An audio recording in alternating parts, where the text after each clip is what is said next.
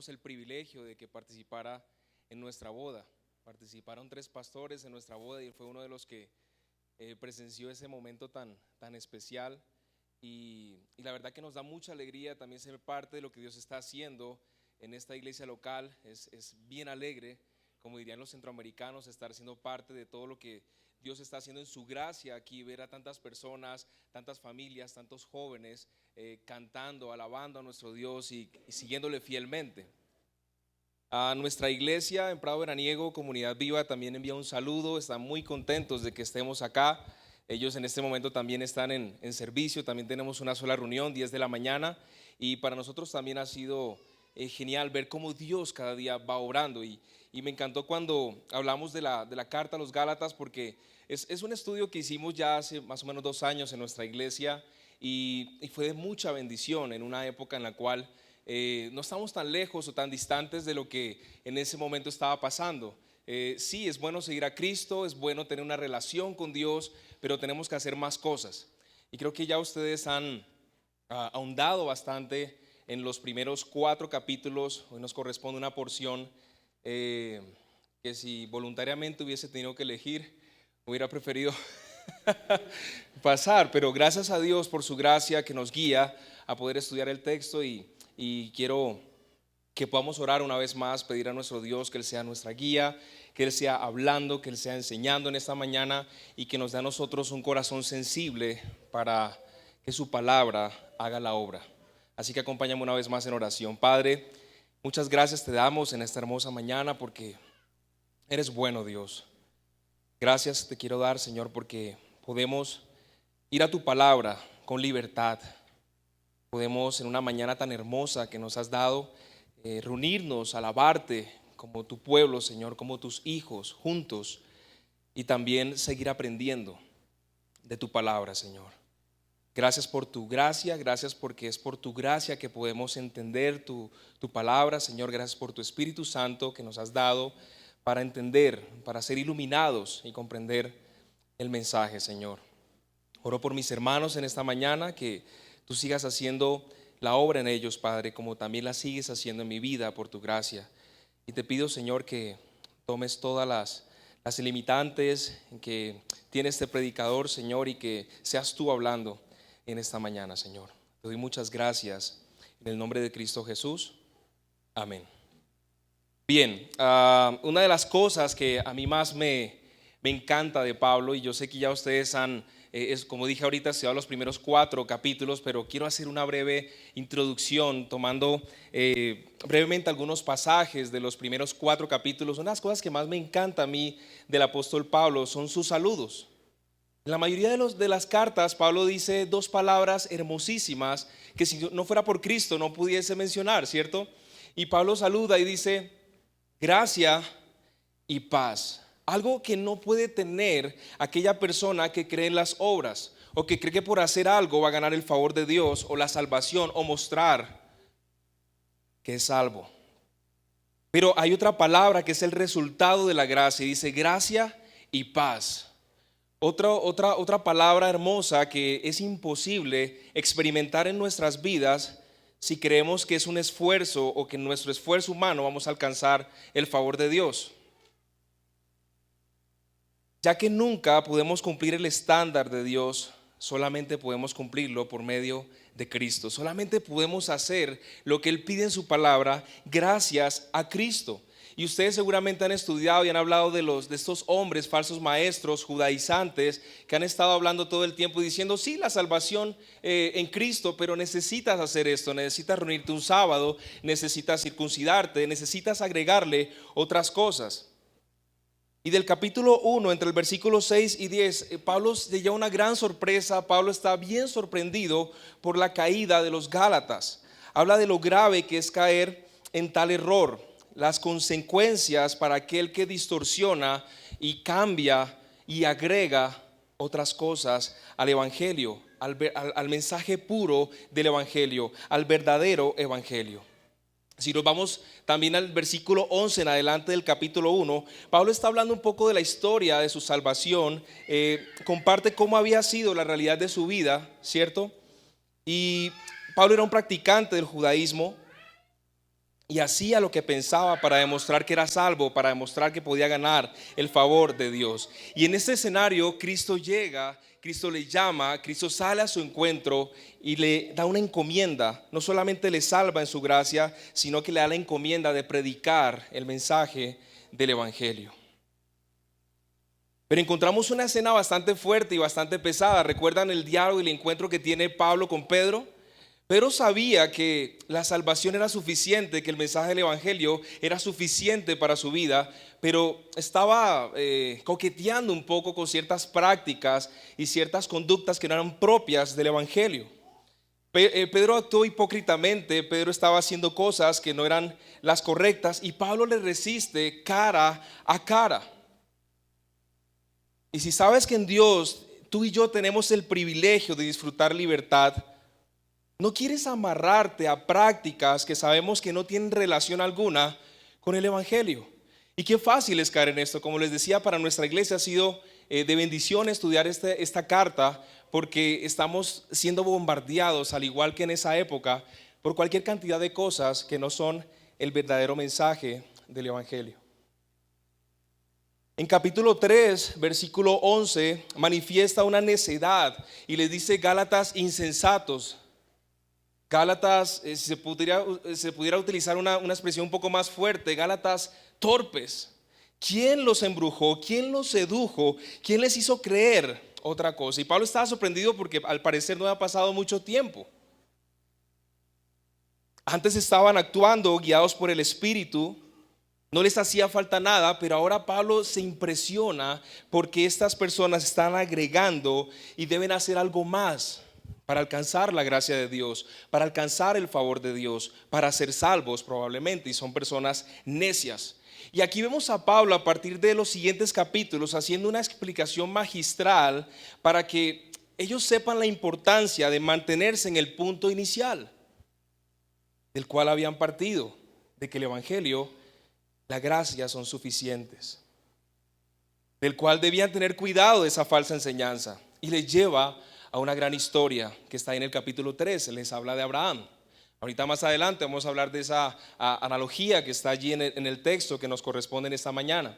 Pero les dice: Abraham fue justificado por la fe. La palabra lo dice. Es más, Abraham en ese tiempo no tenía la ley, no le quedaba de otra que creer. La ley llegó después de 430 años. Y Abraham lo hizo, Abraham le creyó a Dios. Y Pablo usa esto para demostrar a los Gálatas del gran error de pensar salvación más obras. Dios no agregó nada más a la salvación. La gracia es suficiente para salvarnos y ponernos cara a cara con Dios. Capítulo 3, versículo 19 les muestra el propósito de la ley. El propósito de la ley no era salvar, nunca fue ese, pero sí se estableció para condenar, para mostrar que era imposible cumplir el estándar divino, para mostrar la maldad del hombre, para mostrar nuestra condición de pecadores. Y tal vez tú y yo leemos la ley y ahí aparece: no matarás, no codiciarás, no mentirás, y de pronto tú dices: uy, en alguna de esas, tarde que temprano, voy a fallar, voy a caer. Es imposible cumplir toda la ley, ¿cierto? ¿Hay alguien que cumpla toda la ley? Nadie. ¿Cómo podemos? Necesitamos a quien sí puede cumplir la ley, y ese es Cristo. Todo se trata de Cristo. Entonces la ley tenía el propósito de llevarnos ¿a quién? A Cristo, de ver nuestra incapacidad, de hacernos ver nuestra bajeza, incapacidad, y por lo tanto necesitamos de Cristo.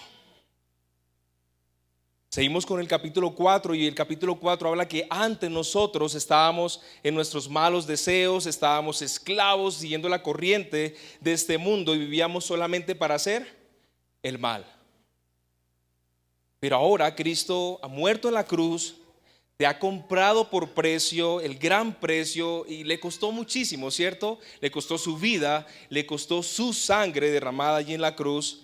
Y te ha hecho un siervo a ti, me ha hecho un siervo a mí, y ahora Él nos ha adoptado por gracia como sus hijos. De tal manera que yo ahora puedo vivir con la libertad que implica saber que es hijo del Padre. Puedes retraer, gracias a la obra de Cristo en tu vida y en mi vida, puedes retraer pensamientos de la pasada manera de vivir y tener una relación genuina, profunda con Dios. Y como dice ahí en el texto, poderle decir: Abba Padre. Me encanta cuando mis hijos se acercan, mi hijo menor sobre todo, que es bien cariñoso, y me dice papito. Casi no dice eso, pero cuando lo dice es bien especial. Y eso muestra que una relación profunda entre mi hijo y yo. Esa relación que gracias a Cristo podemos tener con el Padre ahora, una hermosa oportunidad de relación, de intimidad con Dios. Y solamente fue dada por medio de Cristo. ¿Sí? Capítulo 4 del versículo 11 en adelante, y Pablo ya va a hablar de un aspecto más personal, ¿cierto? Recordando el tiempo en que le conocieron y que le vieron bien mal. Y tal vez él pudo pensar que le iban de pronto a rechazar porque el mensaje del evangelio es locura para muchos, o también por su aspecto. Al parecer el aspecto de Pablo no era tan agradable. Pero le acogieron, le recibieron y le trataron muy bien. Y Pablo quizás piense que no que estas personas no sean creyentes, sino que están en un gran pecado y necesitan ser guiados, necesitan ser regresados a la verdad, necesitan arrepentirse. Y en este contexto les habla de su celo por ellos. No el celo de los judaizantes para buscar un beneficio, les habla de un celo divino, de un celo correcto por la verdad. Me encanta porque Pablo está comprometido con ellos en la formación de Cristo en sus vidas. Pablo está comprometido a que estos hermanos vuelvan a la esencia del evangelio y puedan seguir caminando con Cristo, no dependiendo de esfuerzos personales o esfuerzos humanos. Y me encanta porque es tan personal que habla que hasta de dolores de parto por ellos. Y yo creo que Pablo consideraba esto y decía: esto vale la pena si Cristo es el centro de sus vidas. Así que nos damos cuenta una vez más que el énfasis acá y se trata todo de Cristo, de una vida centrada en el evangelio, sin seguir la ley, sin seguir nuestros esfuerzos humanos, sin seguir practicando cosas que no tienen nada que ver con el evangelio. Ahora tenemos la gracia y es suficiente. Solo necesitamos vivir para Cristo, necesitamos obedecerle, necesitamos seguir reflejando su obra, y Pablo usará todo el recurso a su disposición para que ellos entiendan perfectamente esta verdad. Me encanta porque ustedes han estado estudiando probablemente toda esa cantidad de argumentos que Pablo desde el principio está diciendo: es solo gracia, es solo la salvación en Cristo, no hay que agregar nada más. Pero nosotros nos vamos a enfocar ahora en la última parte de su argumento. Y vamos a ver en este pasaje que Pablo sigue comprometido con la verdad del evangelio. Pero además se entiende que por medio de este texto, ¿cuál es la condición de la vida real delante de Dios? Y la gran pregunta que yo quiero que hagamos en esta mañana y con la cual estemos pensando y salgamos de aquí es: ¿soy hijo de la ley o soy hijo de la gracia? Y hemos predicado cosas así en nuestra iglesia y la gente dice como que: ¿pero por qué predican eso si se supone que venimos acá, todos estamos bajo la gracia? Pero yo creo que, como diría John MacArthur, es necesario seguir predicando el evangelio en nuestras iglesias, porque lamentablemente hay personas que todavía siguen viviendo como vivían los Gálatas. Sí, el evangelio, pero necesito ir a la iglesia, necesito cantar, necesito ir a un discipulado, necesito estas cosas para ganar el favor de Dios. Seguiremos viendo acá que la gracia es suficiente. Entonces vamos a hablar de un pequeño mapa de nuestro recorrido en esta mañana.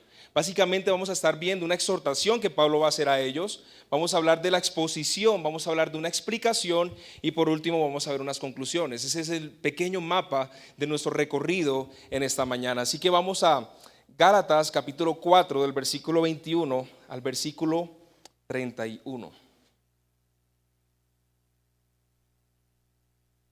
Dice el apóstol Pablo en el versículo 21: decidme, los que queréis estar bajo la ley, ¿no habéis oído la ley? Primero Pablo está haciendo una amonestación, está haciendo una exhortación acá, ¿cierto? Sabe que los gálatas caben en esa esclavitud de la ley, han caído en las conductas y en las prácticas de la ley, han sido arrastrados, han sido seducidos y al parecer entonces no conocen la ley. Dicho de otra manera, Pablo está diciendo, aquellos que se jactan y sacan pecho de vivir bajo la ley para ganar el favor de Dios o para su salvación, ¿sabes qué dice la ley? ¿Ustedes conocen qué dice la ley? Y esto es bien interesante porque nosotros frecuentemente nos podemos encontrar con personas que defenderán puntos o posturas, pero no están fundamentados en la palabra de Dios. ¿Conoces personas así? Sacan puntos y posturas, pero no están fundamentados en la palabra de Dios. Muchos sacan un texto fuera de su contexto, como lo hizo en aquella ocasión Satanás con Jesús en el desierto. Sacó una cantidad de versículos allí para su propio beneficio, para su propio provecho. Y esto lo único que refleja o que muestra es una ceguera espiritual, y es justo en lo que estaban cayendo los Gálatas. Había ceguera espiritual. Y Pablo quiere llevarles nuevamente a la escritura. Les hace una pregunta: ¿ustedes saben qué dice la ley? ¿Defienden algo que están demostrando? Y usará la escritura para llevarlos nuevamente. Pues Pablo sabe que la escritura, por medio de la escritura, viene luz a un corazón oscuro. Pablo sabe que la escritura convierte el alma, que cuando vamos a la palabra de Dios es suficiente y trae esperanza, que a través de ella los hombres pueden encontrar el sentido correcto de la vida. Pablo va a usar lo que Jesús muchas veces usó. Ustedes tal vez han visto a Jesús hablando en los evangelios diciendo como está escrito o como dijeron los profetas. Pablo va a hablar de una manera diferente. ¿Nunca leyeron eso? Jesús muchas veces le dijo a las personas que estaban allá, a los fariseos, a estos falsos maestros, ¿no sabían que la Biblia dice eso? Pues ellos se jactaban de un conocimiento intelectual que no había pasado y transformado su corazón. Y aquí es el problema: evangelio más obras, mucho conocimiento, mucha academia, pero poco vivencia de eso que estoy recibiendo de la palabra. Además, estaban tan convencidos de que sus palabras podían estar al mismo nivel de la palabra de Dios. Qué error tan garrafal, qué error tan grave. Es un gran error. Y mira lo que dice Mateo capítulo 22 versículo 29. Si lo puedes buscar ahí rápidamente, si no lo anotamos para no detenernos mucho. Mateo 22 versículo 29. Entonces, respondiendo Jesús les dijo: erráis ignorando las escrituras y el poder de Dios. Cuando tú y yo no estamos convencidos por la palabra de Dios, estaremos siguiendo un modelo peligroso que nos hará errar, ignorando el poder de Dios manifiesto en su palabra. Y muchas veces, ahorita estamos tratando de armar en nuestra iglesia un centro de consejería bíblica, y estamos teniendo frecuentemente muchas consejerías. Y normalmente nos encontramos con parejas y dicen: pastor, nosotros estamos tratando de caminar en el evangelio, pero vemos que todo lo que dice o lo que usted nos ha dicho tal vez no está funcionando en nuestras vidas. Estamos tratando de buscar una solución, estamos tratando de buscar ayuda de terapias o no sé, cualquier cantidad de cosas, ¿no? Y cuando nosotros no estamos convencidos de que la palabra de Dios es suficiente, vamos a errar. Vamos a fallar por la ignorancia del poder que está manifiesto de Dios en las Escrituras. Pablo quiere que nosotros veamos que el fundamento de nuestra creencia y de nuestra vida debe estar en la roca inconmovible de su verdad, manteniéndonos en él. Que cuando vengan los huracanes, que cuando vengan los grandes vientos, que cuando vengan esos problemas, esas situaciones difíciles, nosotros podamos permanecer, porque nuestra vida está anclada, fundamentada en la roca que es Cristo. Y si tengo a Cristo, no necesito más nada. ¿Estamos de acuerdo? Pero hablemos de la ley. O sea, no solamente está hablando de los 10 mandamientos que están ahí en Éxodo 20, está hablando del Pentateuco, ¿cierto? Génesis, Éxodo, Levítico, Número, Deuteronomio. Y Pablo les va a desafiar acá. ¿Ustedes conocen qué es lo que dice la ley? Les está diciendo Pablo. Y Pablo les dice: yo les voy a decir. Y a continuación es lo que Pablo va a hacer acá. Versículo 22 y versículo 23. Por favor, volvamos a Gálatas. Nos quedamos ahí en Mateo. Porque está escrito que Abraham tuvo dos hijos, uno de la esclava y el otro de la libre. Entonces, pues ustedes seguramente han estudiado bien y no vamos a todo lo que habla sobre Abraham y sobre Sara y sobre Agar. Pero vamos a resumir brevemente esta historia, ¿cierto? Abraham, un hombre de 75 años, llamado con un propósito. Abraham era un hombre común y corriente, como tú y como yo, pagano. Abraham no buscó a Dios, Dios salió a su encuentro y Dios le da una encomienda y a la vez un privilegio. Le dice que debe salir a la tierra que le va a mostrar, pero también le dice que va a ser padre de multitudes. Vamos rápidamente a algunos pasajes en Génesis capítulo 12.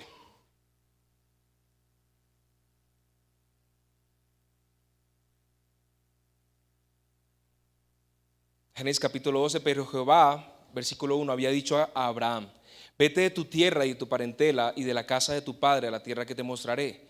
Y haré de ti una gran nación y te bendeciré y engrandeceré tu nombre y serás bendición. Hay una gran promesa y en algún momento entra una impaciencia en el corazón de Abraham y Dios sigue confirmando a Abraham y a Sara su promesa.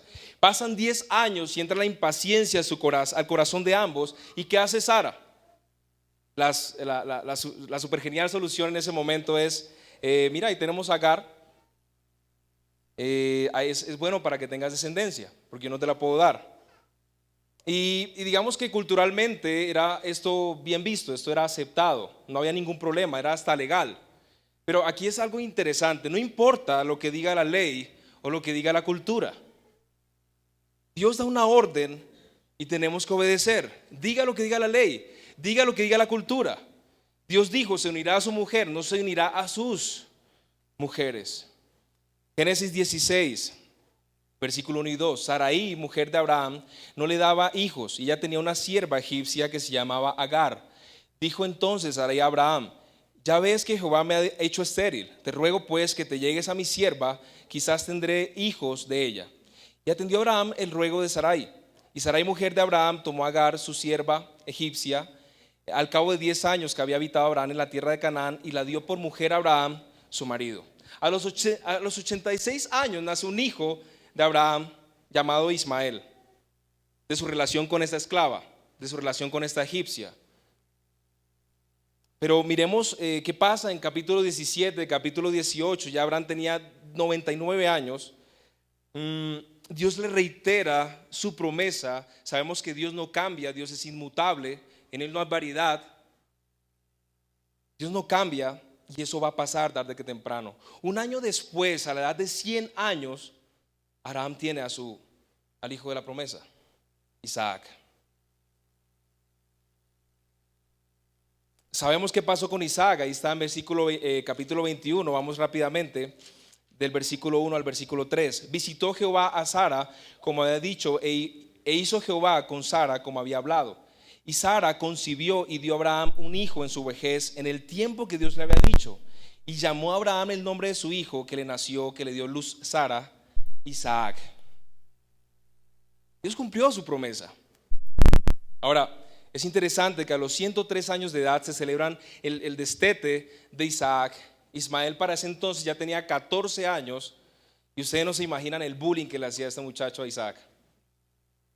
La burla de Ismael a Isaac, y esto dio lugar a que Ismael y Agar se alejaran de allí. Y esta historia a lo mejor la debían conocer estos hombres judaizantes, porque ellos, según ellos, conocían la ley y se jactaban, pero que de acuerdo a sus actos no estaban asimilando como debían en sus vidas. Ahora hay dos hechos acá, volvamos a Gálatas por favor.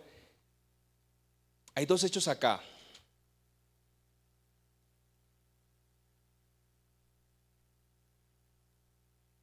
Versículo 22 y versículo 23 nuevamente. Porque está escrito que Abraham tuvo dos hijos, uno de la esclava y el otro de la libre. Pero el de la esclava nació según la carne, mas el de la libre por la promesa. Entonces Abraham tiene dos hijos, ¿verdad? Pero dice que uno de los hijos fue con su esclava, con la egipcia. Una gestación según la carne. Este hijo fue logrado en sus propias fuerzas, un producto de su esfuerzo, de no confiar, de querer hacer algo mejor a lo que Dios ya había prometido que iba a hacer. Ahí está el problema. Eso es una idea bien ridícula que tenemos de que podemos ayudar a Dios en su voluntad. Dios ha establecido algo y nosotros muchas veces pensamos que podemos ayudarle a Dios. Eso es un poco ridículo. Y vemos el egoísmo acá de Abraham al llevar a cabo sus deseos, producto de su corazón. Por otro lado, vemos en el versículo 23 el hijo de la promesa. Isaac es un producto diferente a la carne, fue un acto sobrenatural, fue con su esposa original, Sara, y es un gran privilegio tener un hijo de la promesa. Fue por la promesa, es algo increíble. Ustedes pónganse a pensar, 100 años tenía Abraham y Sara tenía 90. No me imagino al doctor de puje, ni siquiera se escuchaba un pujo de esa mujer. Pero hay un gran milagro. Dios se encargó de hacerlo. El poder de Dios y su grandeza para cumplir su voluntad. ¿Por qué Pablo cuenta todo esto? ¿Por qué Pablo cuenta esta gran historia del Antiguo Testamento? Y Pablo va a hacer una gran explicación. Aquí quiero hacer un breve paréntesis. Capítulo 12 de Romanos, Pablo está diciendo que nosotros debemos presentarnos a Dios, sacrificio vivo, santo y agradable a nuestro Dios, que es vuestro culto racional. Y que nosotros día a día debemos ser transformados en la manera en que pensamos. ¿Por qué debemos ser transformados? Que nuestra mente todavía tiene cualquier cantidad de pecados. Voy a decir otra cosa. Nuestra mente debe ser transformada. Dice la palabra de Dios que a medida que nuestra mente va siendo transformada, entonces nosotros vamos a poder entender y comprender cuál es la buena voluntad de Dios, agradable y perfecta. Y la única manera en que tu mente y mi mente van a ser transformadas es teniendo una relación directa con su palabra, con lo que Él piensa. De esa manera yo voy a estar siendo menos necio, tratando de ayudar a Dios en sus planes, y más dispuesto a confiar en Él. Pero ¿por qué Pablo cuenta todo esto? Pablo va a hacer una explicación y vamos a ver esto del versículo 24 hasta el versículo 27 de Gálatas. Dice Pablo, lo cual es una alegoría, pues esas mujeres son dos pactos. El uno proviene del monte Sinaí, el cual da hijos para esclavitud. Esta es Agar, porque Agar es el monte Sinaí en Arabia y corresponde a Jerusalén actual, pues está junto con sus hijos, está en esclavitud, Mas la Jerusalén de arriba, la cual es madre de todos nosotros, es libre, porque está escrito: regocíjate, oh estéril, tú que no has dado a luz, prorrumpe en júbilo y clama, tú que no tienes dolores de parto, porque más son los hijos de la desolada que de la que tiene marido. Y sabemos lo que es una alegoría, ¿cierto? Es una imagen que se representa por otra cosa. Pablo va a explicar por medio, y lo que para nosotros sería hoy en día una analogía. Y Pablo va a explicar un evento verídico, un evento real, de una manera mucho más profunda, dándole un sentido mucho más significativo, mucho más grande. ¿Y cuál es la lección? ¿Qué es lo que va a explicar Pablo acá? Básicamente, Agar y Sara, dos mujeres, representan dos pactos. Uno, el pacto Agar, el pacto de la ley, y por el lado de Sara, el pacto de la gracia. El pacto de la ley en el monte Sinaí, recuerdan las tablas dada a Moisés, la ley dada a Moisés, ¿cierto? Normativas imposibles de cumplir para cualquier hombre. En la práctica, esta ley genera hijos de esclavitud. Ningún hombre jamás pudo completar esto, puede completar esta ley. Y Pablo quiere dar una gran enseñanza por medio de esto. De tal manera que la ley no tenía el propósito de salvar, sino únicamente, como dijimos ahorita, demostrar cuán malo, cuán perverso somos nosotros. Ese es el propósito de la ley. Ahora, si nosotros pensáramos que aquí está todo, estaremos viviendo una vida cristiana con carga, una vida cristiana frustrada, y no vamos a disfrutar el gozo que genera la salvación en tu vida y en mi vida, ya que esto consiste en hacer, en una actividad sin fruto. Y cada hombre que ha vivido en sus esfuerzos es un hombre atrapado en la ley sin poder salir de ella. Ahora, algo que me llama aquí la atención es que está hablando Pablo de la comparación del monte Sinaí, la esclavitud a la ley, a la Jerusalén actual. Y hablamos de que había un templo en Jerusalén y había un culto de hombres que demandaban la ley.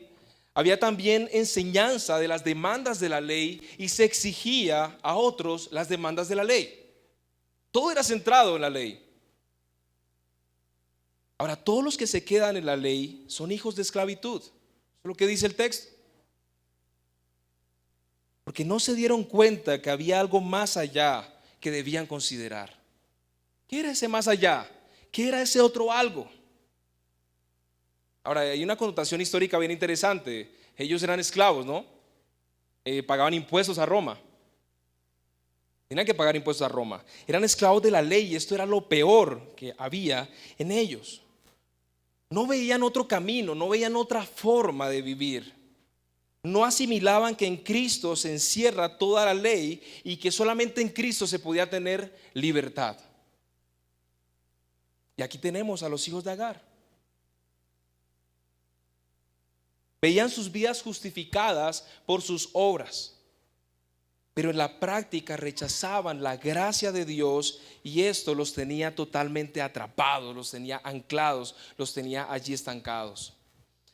Pero mira el contraste que hace Pablo aquí en el pasaje. Apunta a la Jerusalén de arriba, versículo 26. Mas la Jerusalén de arriba, la cual es madre de todos, es libre. Entonces hablamos de Sara, otra opción, de donde provienen los hijos de la promesa, a donde van aquellos que disfrutan su relación con Cristo mediante la justificación por la fe.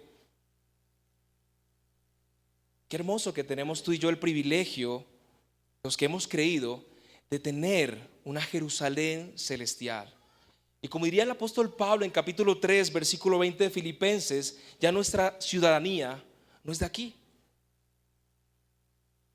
Nuestra ciudadanía es de los cielos. Ahora, la forma de obtener tales privilegios de la vida en Cristo, de ser hijos de la promesa, de disfrutar en Cristo, es la libertad que Él nos otorga. Si hay un rechazo a Cristo, no importa qué tú y yo hagamos, no importa cuántas cosas buenas tratemos de hacer, seremos esclavos. Y podríamos pensar brevemente en lo que es el concepto de la libertad. Y la verdad es que cometemos muchos errores en esto. En segunda de Pedro dice que algunos falsos maestros proveen libertad y ofrecen libertad. La gente en el mundo hoy promete libertad según el entendimiento que tienen de libertad. Pero igual siguen siendo esclavos porque la palabra de Dios dice que son esclavos porque no pueden dejar las prácticas que hacen. Son esclavos. Ahora hay un sentido de libertad acá que el mundo entiende, que es una libertad que el creyente debe dimensionar y debe entender correctamente. Se trata de hacer lo que quiero en cuanto a lo malo. Antes de que tú y yo llegáramos a Cristo, éramos libres para hacer, bueno, libres entre comillas, para hacer lo que queríamos, cosas malas. Pero cuando Cristo nos alcanzó, somos libres para hacer lo que agrada únicamente a Dios. Somos libres para honrar su nombre. Jamás hubiésemos podido llegar allí en nuestros esfuerzos. Solamente por la gracia de Cristo, por la obra de Cristo, tú y yo podemos ahora vivir en esa libertad para agradar a Él, para vivir para Él, para disfrutar de la presencia de Dios, para disfrutar de una relación con Él. Abraham no esperaba la tierra tal cual como la vemos nosotros. Abraham esperaba algo mejor. Ese cielo precioso que Dios había prometido a los suyos. Mis hermanos, lo que tenemos acá en la práctica es una referencia directa, la realidad espiritual de aquellas personas, por un lado, que son esclavas. Hijos de la esclava se creen libres, pero no son libres. En la práctica están totalmente condenados, totalmente errados, totalmente sin esperanza. Pero por otro lado tenemos los hijos de la promesa que miran a Cristo, que apuntan a Cristo y que tienen la posibilidad de disfrutar de la esperanza celestial en Dios.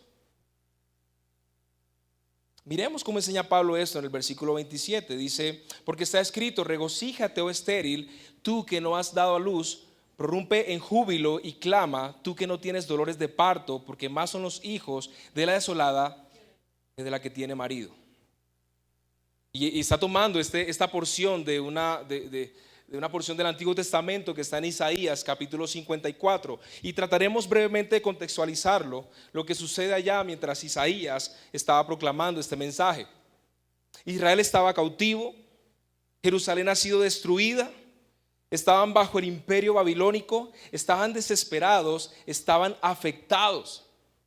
Isaías va a animar el corazón de los receptores a través de la verdad de Dios, a través del carácter de Dios. Y mira lo que dice el versículo 27. Por tanto, regocíjate, oh estéril, tú que no has dado a luz. Ellos no daban fruto, ellos no veían solución a esa situación en la que estaban. Todo era desolación, todo era desánimo, todo era preocupación. Y él dice en esto, regocíjate, gózate. ¿Cómo? ¿Por qué? ¿Dónde? ¿Por qué tengo que regocijarme? ¿Por qué tengo que estar en gozo si estoy experimentando quebrantos, dolores? Porque más son los hijos de la desolada que de la que tiene marido. Es porque Dios ha prometido que van a ser liberados, que Jerusalén será restaurada. Hay esperanza, por eso tengan gozo, por eso regocíjese. Esta es una leve tribulación momentánea.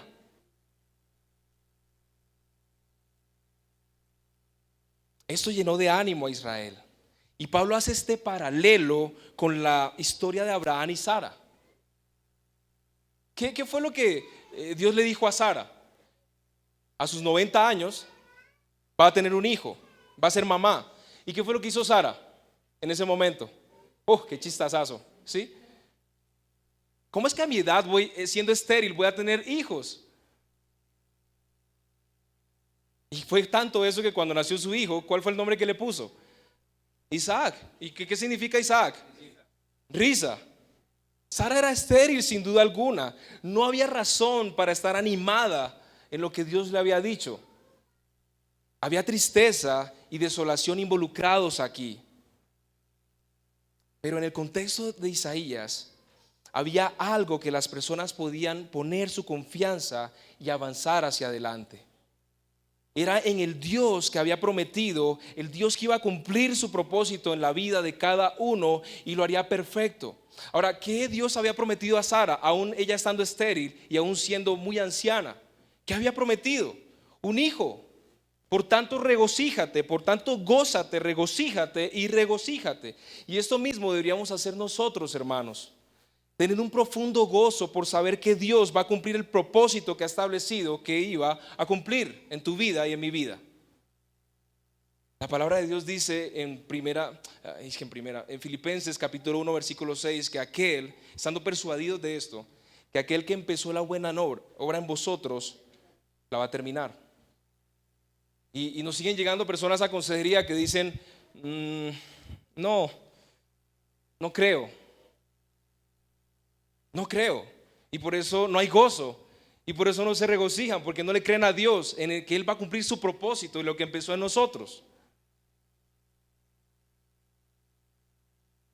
Vayamos un momentito a Ezequiel. Es una de las cosas que más nosotros le decimos a nuestros aconsejados cuando llegan sin esperanza, cuando llegan totalmente sumergidos en el pecado. Ezequiel capítulo 36, versículo 26. Dice, y os daré corazón nuevo y pondré espíritu nuevo dentro de vosotros y quitaré de vuestra carne el corazón de piedra y os daré un corazón de carne y pondré dentro de vosotros mi espíritu y haré que andéis en mis estatutos y guardéis mis preceptos y los pongáis por obra. ¿Y sabes qué hacen muchos con esto? No literalmente, pero uno puede notar casi que lo que hizo Sara. ¡Ja! Poner corazón nuevo y uno mira a las esposas, ¿no? Y un corazón nuevo a este hombre. O a los esposos, un corazón nuevo a esta mujer.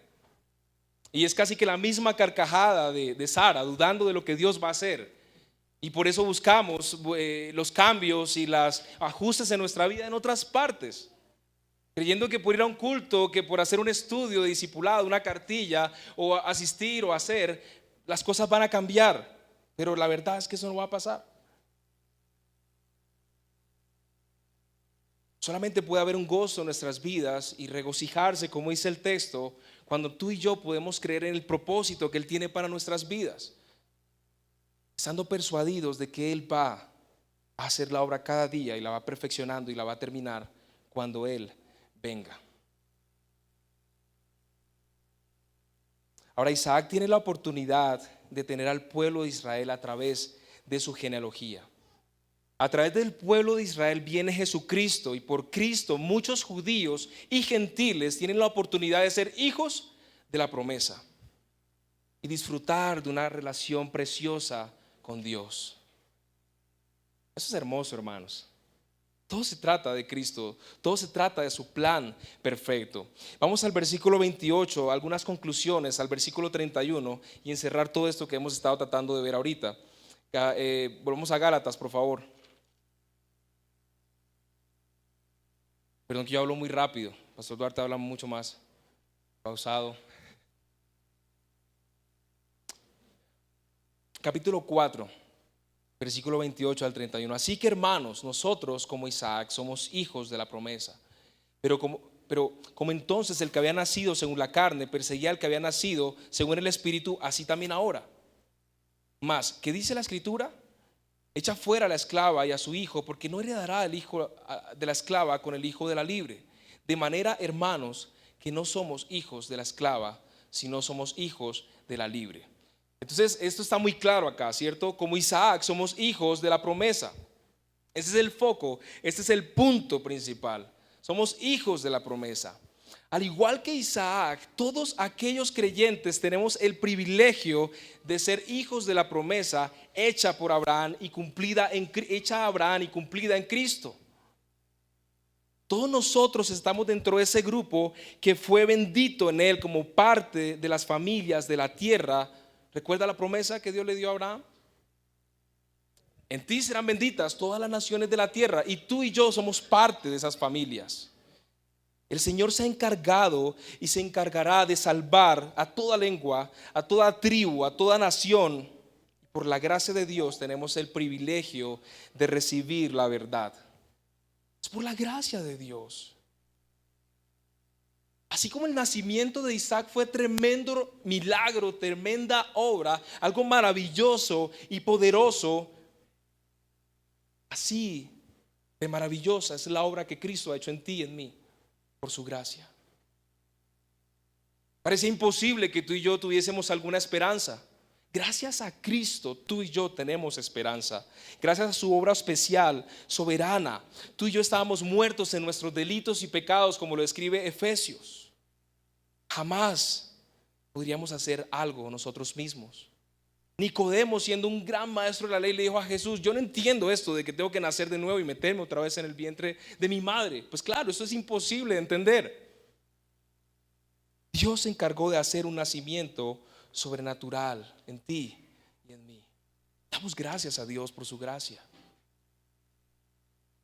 Tú y yo, por la obra de Dios, tenemos el precioso privilegio de poder vivir para Él. No podemos vivir para Él si no fuese por la obra majestuosa en la cruz del Calvario. Su palabra nos dice que tú y yo podemos poner nuestra confianza en Él. ¿Confías tú en el Señor?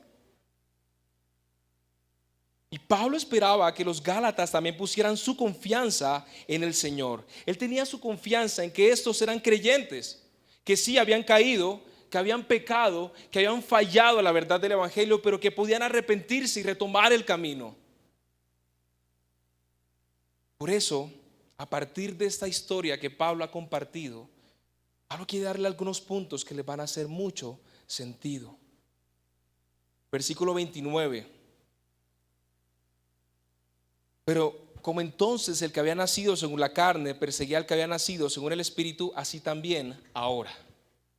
¿Qué nos está diciendo acá? Cuando Isaac tenía 3 años, ya había una persecución de parte de Ismael. Ismael tenía 14 años y Ismael no paraba de burlarse de su hermano. Y eso es algo presente en nuestro día. Eso es algo presente en la humanidad. Todos los hijos de la promesa van a recibir persecución, van a recibir desolación de aquellos que no son hijos de la promesa. Si queremos vivir piadosamente, padeceremos persecución. ¿Se puede sentir la persecución que hay por seguir a Cristo? Hay una persecución, tal vez no como la que existía en la iglesia primitiva, ¿cierto? Esa es la realidad del creyente. Los que hemos creído, los que somos hijos de la promesa, vamos a ser oprimidos, vamos a recibir persecución. Ahora, lo extraño de los Gálatas aquí es que ellos no se habían dejado oprimir. Ellos se habían dejado dominar de los judaizantes. Tanto así que Pablo es totalmente sorprendido. Y es una norma en nuestra vida como creyentes que vamos a tener personas que van a querer oprimir, que van a querer afectar, que van a querer tratar de hacernos caer. Esto va a estar siempre. Esto va a estar siempre en nuestro caminar con Cristo. Y Pablo les está diciendo a los Gálatas básicamente, los legalistas no son buenos, no tienen buenos propósitos, ¿sabes? Los legalistas en la humanidad siempre han sido los perseguidores. Pablo lo fue. Pablo persiguió a la iglesia. ¿Recuerdan? Tú y yo estamos en la tentación, estamos expuestos a caer en lo mismo. ¿Sabías? Sabemos que necesitamos día a día estar aferrados a Dios, caer en estas cosas. Aquellos que confían más en sí mismos que en Dios son un peligro constante. Necesitamos confiar más en Dios y creer en Él y vivir para Él. Ahora, mira lo que dice el versículo 30, ya nos vamos acercando al final de esto. Más, ¿qué dice la escritura? Echa fuera a la esclava y a su hijo, porque no heredará el hijo a la esclava con el hijo de la libre.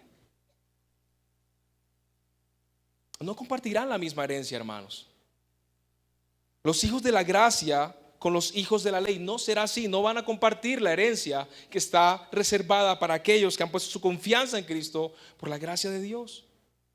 Llegará el momento en que serán echados, en que serán apartados aquellos que persiguieron a los cristianos. No recibirán tal herencia. Versículo 31. De manera, hermanos, que no somos hijos de la esclava, sino de la libre. Vivamos como debemos vivir, hermanos, no de la esclava.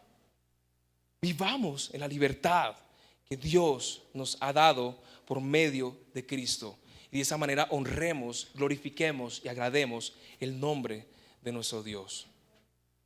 Vamos a concluir con un par de ideas. A lo largo de la historia, muchos han tomado la lógica de la religión humana y han querido vivir bajo sus propias normativas, bajo sus propios esfuerzos.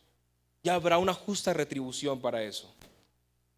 Pero por otro lado están los hombres y mujeres que han querido entregarse al Señor, disfrutar de la gracia, y en ese contexto viven en obediencia a su verdad, porque es el conocer cada día a Cristo por medio de su palabra lo que nos lleva a querer obedecerlo, a amarlo.